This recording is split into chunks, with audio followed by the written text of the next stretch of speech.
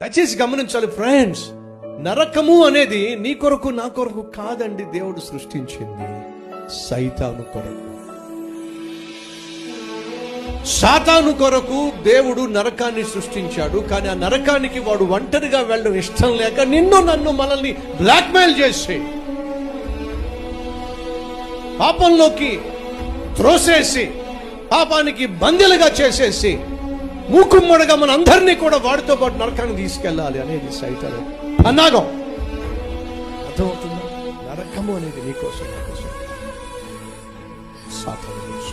సాతాను కోసం దేవుడు నరకాన్ని సృష్టిస్తే సాతాను మాటలు నమ్మి ఎందుకయ్యా అనవసరంగా దేవుడికి దూరంగా జీవిస్తావు?